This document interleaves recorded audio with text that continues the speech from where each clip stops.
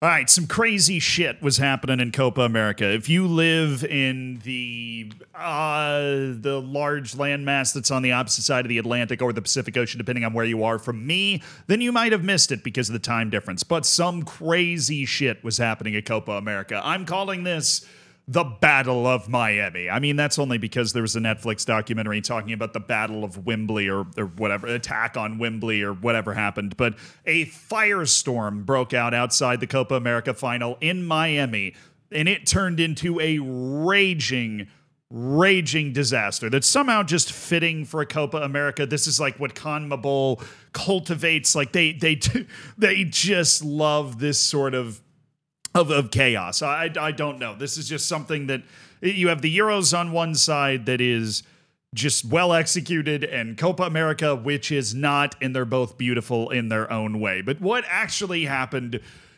honestly, it's insane, right? Because I feel like the attack on Wembley, for whatever reason, I wasn't as clued into, but this I was watching unfold in real time, and it was actually kind of crazy. The first murmurs that something was up started to pop up nearly 2 hours before the game. First off, I want you to think about how insane it is that this sort of situation starts getting created outside the gates nearly 2 hours before the game. Okay, so the game had an 8 p.m. local kickoff. I'm in the same time zone as this match. This tweet is posted at 6:25 p.m., right? And that means that it has been gathered, reported, and vetted and posted. That means this happened closer to 6 p.m., obviously, than this tweet that's posted, probably by at least 10 or 15 minutes. I mean, we're looking at a full-blown 2 hours before the kickoff of this match, and there was already a crush outside the gates of the stadium. Now, what you need to understand about the way that this event was being run, there were no, like, multiple checkpoints for you to get into the stadium. There's literally just, like, a fence around the entire stadium. And if you can get through that fence, you're in the stadium, right? And clearly, a large gaggle of fans uncovered that fact. Now, there was a serious, crush is probably too far, but like a serious mass of people on the other sides of these gates. And a lot of them didn't necessarily have tickets. Now, there is a particularly good reason for that.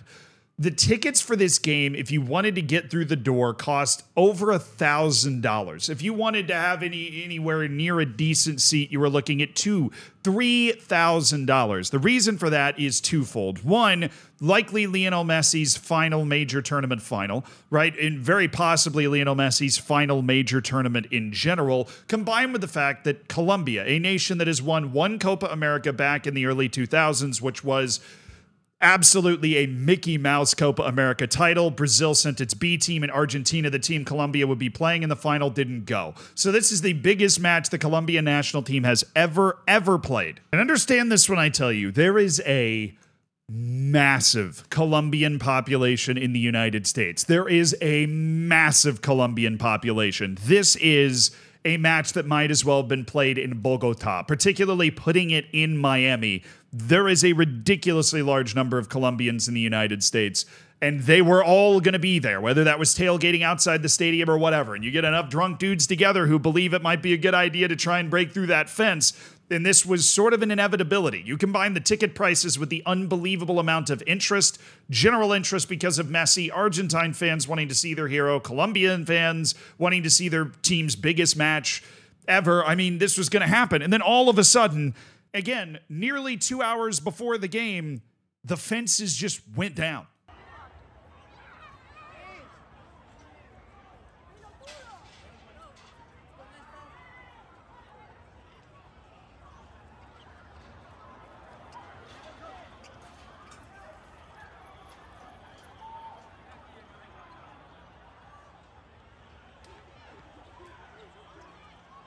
And you see the stadium security clearly outmanned. They're just kind of locking in on one particular person to try and stop them from getting through. Who knows, maybe the people that they're running after actually like shoved them or something. But you see people running by the camera. They're like smiling. They're like, this is the greatest thing we've accomplished. We just managed to break into this match for free when it was going to cost, $1,500 to actually watch this match. And we were planning on watching it on a TV, tailgating in the parking lot. But no, they've actually broken in. And then Miami-Dade's police department gets called in, right? Because obviously CONMEBOL's got to, like, the people running this, they've got to get it under control, right? Because all of a sudden the fences are going down and, you know, stadium security is not enough. So they were somewhere on the premises. They call in the Miami-Dade police department, who try to, and you have to imagine how hard this is, try to put a lid on this fence that has now just been broken down. Right? Try to form like a ring and start pushing people back out. But there is this crush and this force of people that is pushing them through the fence. And so that just turns into a more and more contentious situation, because the hell are you supposed to do at this point? The dam already broke and you're trying to put the dam back up, like against the flow of water here.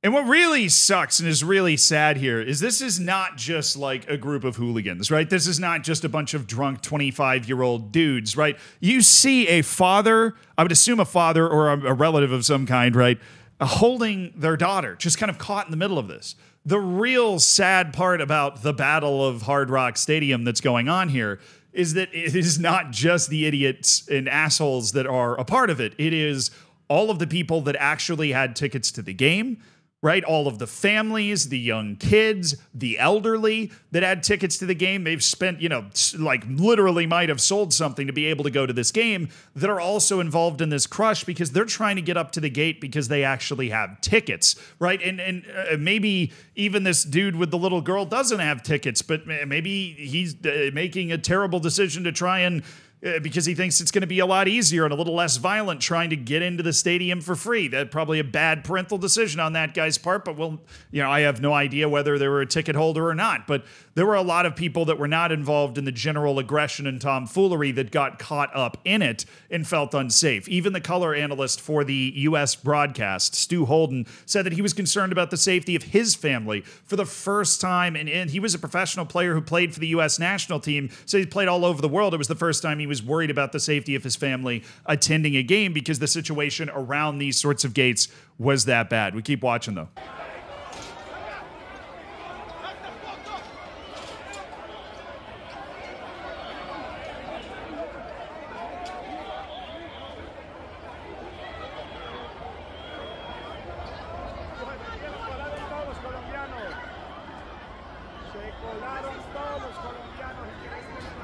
But this situation was obviously untenable. You have a bunch of people without tickets getting into the stadium. And the issue is that these stadiums are massive. This is an NFL stadium. This is where the Miami Dolphins play. This is where Super Bowls have been played. Taylor Swift performed there. This is a massive stadium. Once you have people that don't have tickets that get in and start hiding in bathrooms, right? Start hiding behind poles and like under stuff, right? It is basically impossible. It is impossible to fucking get them out. Right, like they're just all over the place. They're hiding in seats. Like you would have to shut the event down and play the match tomorrow if you wanted to actually be able to comb the entire stadium to get all of these people out. Once they're in, it's like letting the genie out of the bottle. And there's clearly not a small amount of people that don't have tickets to this game that managed to get through before the Miami-Dade Police Department actually was able to show up. And the police department was clearly feeling the pressure because this is a video of them tackling what, according to this reporter, and you can see the credentials, like, is a credentialed journalist that came through. Who knows what led to this? But this is a person with credentials. He's trying to show the credentials to the police, who then arrest him anyways. Right now, I don't know what he said or what happened beforehand, or if the police were just basically arresting everybody that came through the gate, and he defied that because he thought he was okay because he thought he had a credential. There's a million and one things that could have led to that, but it just shows the level of intensity with which they were having to try and handle this situation. That being said, they clearly didn't have it under full control because they shut down all of the gates. Right, they actually closed all the gates to the stadium, which ended up, the match ended up being delayed by nearly an hour. Right, the match kickoff for the championship of the Western Hemisphere was delayed by nearly an hour because they had to completely stop everybody from entering the stadium and reorganize everything on the fly to be able to let as many people in as possible. But that did not stop the fans, particularly a group of Colombians which found another way into the stadium. What is going on here? People are getting into the Copa America through the ventilation system?